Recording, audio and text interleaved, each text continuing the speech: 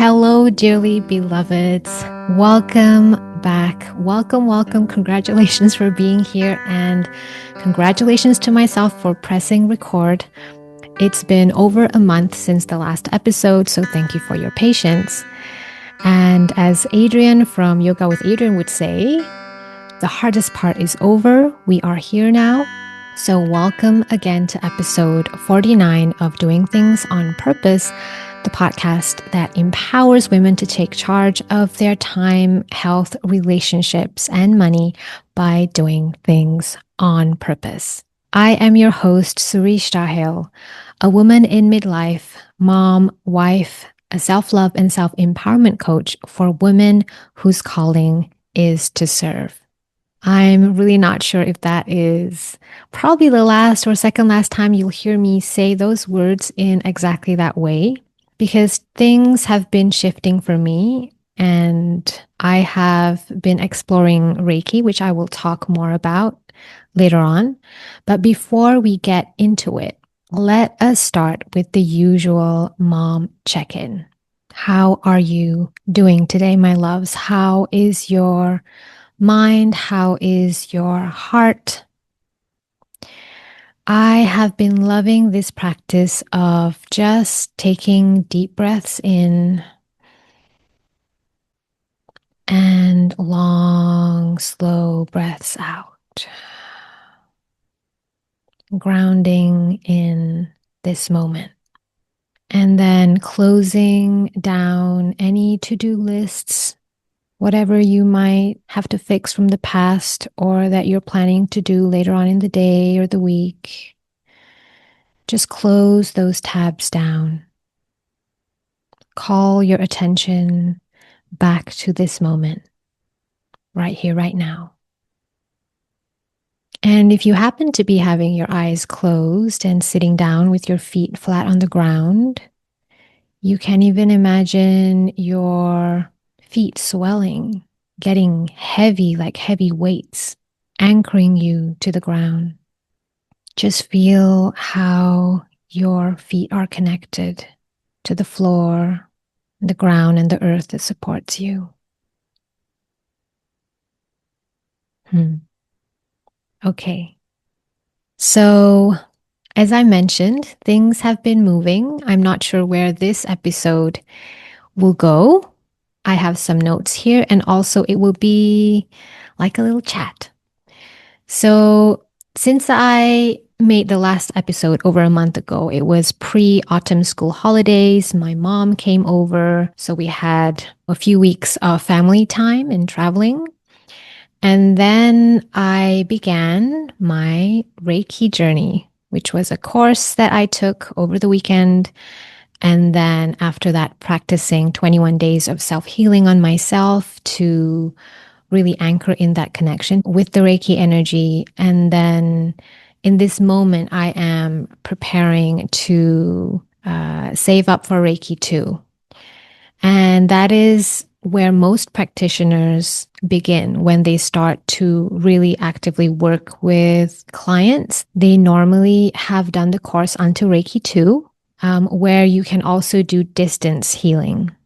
And so on Instagram, I shared about what happened to me in the last 21 days, because it's kind of hard to know with these subtle energies. I mean, I'm not somebody who ever was exposed to this line of work, except I realize now through meditation and yoga, there is a subtle energy shift that happens when I do those practices. And that's probably why I do them, because they help me ground, they help me stay centered in my day, and they help me feel like I am here. You know, I'm enjoying the present. I'm enjoying my circumstances. I am the master of my destiny in some ways.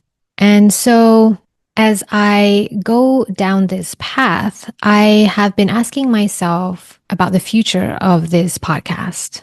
The title, Doing Things on Purpose, it is very apt. It took me a really long time to come up with that and feel happy with it. And I have to say, until now, until the 49th, almost 50th episode, I'm still happy with what that communicates. and also how that supports me as a coach, knowing that my place is to help clients take those actions on purpose, following their inner compass. And it's funny because the combination of coaching and Reiki and all of the mindfulness practices that I've been doing all speak to the same thing. It is working with somebody, whether it's a client or yourself. And then the question that often comes up is, what do you really want? Right? What do we really want? What is your purpose or what you feel is calling to you? And we can come up with all kinds of lists, pros and cons. We can look at past experiences, past learnings that we've had, and then we can come up with some logical pathways that we can follow moving forward.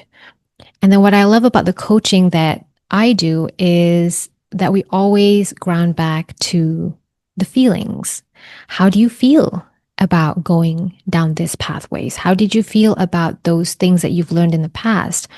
And then noticing the sparks that happen in the other person's face and in their voice. And those are clues that we can choose to follow if we have the space for it, to be honest. Because if you happen to be, a single parent and the sole breadwinner, it is unlikely that you can just follow your soul's path without thinking about a stable job to put food on the table every month. So I have to admit that there's a kind of flexibility that has to exist in someone's life when their coaching goal is toward finding the right soul path for them or the right thing that they can almost ground into for the rest of their life and build around and deepen around. And I think that's what a lot of people are craving. They learned some things, they got stuck in some jobs or made choices to be in some jobs that served them in some way, maybe gave them that independence to earn a living for themselves, how to work with other people. Those are incredible skills. But then at one point, when you notice yourself feeling discontent, you start to question what else is there or how else can I shift things to make it feel like I'm not just doing rote things I have to do every day, but actually feel like I'm growing, feels like I'm connecting even deeper, feels like I'm excited to wake up every day. And people are tired of just experimenting or playing with ideas in their heads. First of all, if you're just playing with these ideas in your head, you're not taking any action. You're just like, oh, this sounds good. That also sounds good. And then, everything gets muddled up and then you don't take any action. And then there's the other type of people who do take action. Like me, for instance, I would be learning about different things I'm interested in. And what I'm finding for myself going down that path of just following your bliss is that I have limitations too. I have time limitations. As a stay-at-home mom, my kids come home at a certain time. When I work from home, I have cats here, which my family decided to have. And then certain times of the day, they're going to make noise, they're going to run around. So that kind of limits the windows of work that I can do and how I can show up for people if I support them face to face. And in terms of coaching, in my season of life, I've noticed that it takes a lot of time, a lot more time than I expected to prepare for the clients because I love to be super prepared and supportive, knowing all the stories beforehand and coming up with the right questions and the right support for them. And then also grounding myself energetically to be present when they are there. So all of these things take time. And I'm seeing that as a woman with a family, to make the amount of clients, let's say, to support myself, I would either have to charge really, really high fees per client, or I would be performing subpar, or the third choice, I would be burning myself out. And so I have been playing with how many clients is my maximum number that I'm holding, and then how does it feel as I prepare, and also noticing the outcome with clients. And I still love the fact that coaching really supports people to take action, because I can 100% say that when you take action, you have a lot more information to work with instead of assumptions of how you will feel, how people will react. Um, if something is doable to fit your lifestyle, you won't know until you try it. And this is exactly what I have done in coaching. And it just so happens one of the things I've been interested in is also the soul path. We always talk about a heart-led journey, or, what is your soul purpose, and all of those questions.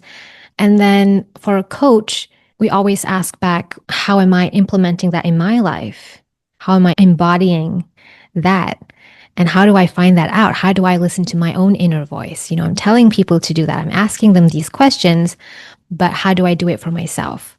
So being on that journey, I have asked these questions, and I have sat, I have journaled, and I have asked the bigger energies out there to guide me. And I've received some guidance.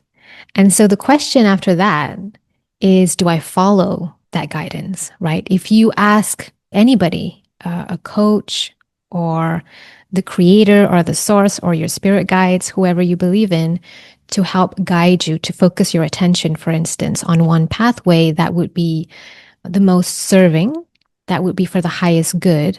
First of all, just coming up with that question in the right wording is a skill in itself. So, anything for the highest good, I think, feels really, really amazing. And then once you get that answer, how will you choose to explore it? Right? So I'm almost like my own client.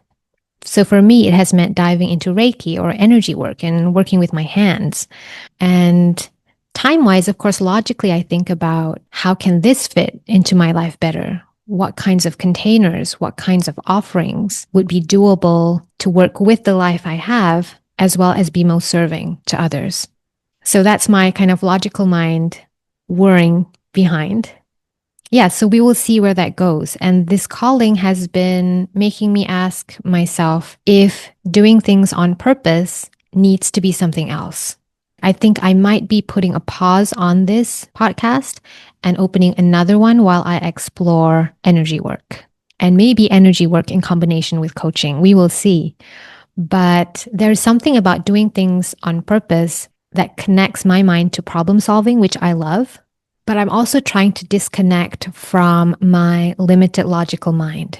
Because if you've ever read about the brain, you know that our consciousness, our conscious thoughts are only 10% of what's happening. And then 90% of what's happening is in the subconscious and unconscious. So there's a huge area there that can come forth if we stop relying 100% on logical thinking. So for instance, energy work would not have been something on my radar at all if I hadn't gotten an Akashic Records reading and asked that specific question, asking my spirit guides to help focus my work in a way that would be the most serving and for the highest good.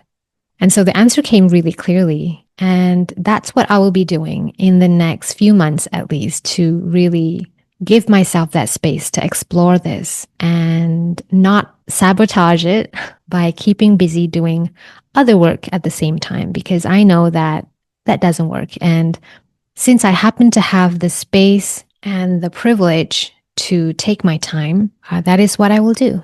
So to end, I would love to just share a definition of soul path, because the title of this episode is probably going to be around following the whispers of the soul. And the soul path is a connection to your individual purpose as a being in this collective world. As you are being gifted this human experience at this exact time, what are the lessons? What are the ways of expression? What are the experiences or the ways of service that you are meant to call forth, or you are invited to call forth? You always have self-determination, but what if your soul is wanting to evolve and it needs your help to do that? So I honestly don't know where this will lead. Maybe I'm sounding like a crazy person, but I'm giving it my full attention consciously for the next few months. And I hope you'll stay with me on this journey. There are so many things that have opened up in my life. If you care to read about how nature exists in a community, there is new science finding out that trees talk to each other, not in the human way, but in the way that mother trees know who their children trees are. Like if you mix the seeds between the mother tree seeds and other seeds, the mother tree will recognize their babies and then give them more food. And then trees can also inform each other when there's danger. So all of these things are very exciting, knowing that we are not alone, that there are support systems beyond what we currently are aware of, that we can learn from, lean into, and get to know. I'm excited to see where this goes in the next few years. And even in Reiki work, there is a lot of clinical studies being conducted to prove its efficacy. And sometimes we know something works, but we don't know how yet. And that knowledge is for us to uncover in the future. Or we can also choose to trust. So I am closing this episode now. I'm not sure if I will be doing an episode 50 just to give that round number. But yeah, if you have any questions that you would love for me to answer in episode 50, there is one before I start thinking of opening a new podcast show, please write to me at suri@suristyle.com. And you can find all my links in the show notes. I am wishing you a beautiful day. I hope you're following your whispers of the heart and soul, or finding out how you can begin to listen to those whispers, because they are very silent, but they're there. So I'll say bye-bye for now, and I will catch you again next time.